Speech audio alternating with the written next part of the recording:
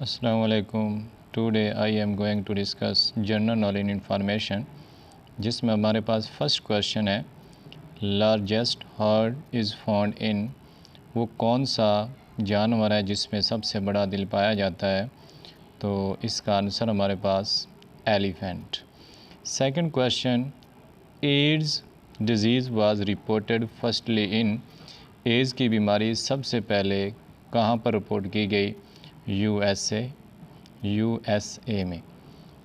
Food is stored as a reserve fuel in, खुराक reserve fuel के तौर पर कहाँ स्टोर होती है?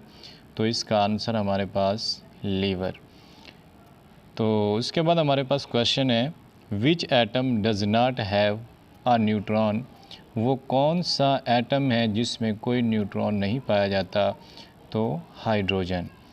The charge present on a electron is, electron पर कौन सा चार्ज होता है? आंसर इसका नेगेटिव यानी मनफी चार्ज होता है। The charge present on a proton is, तो प्रोटॉन के ऊपर कौन सा चार्ज होता है? पॉजिटिव यानी मुस्बत।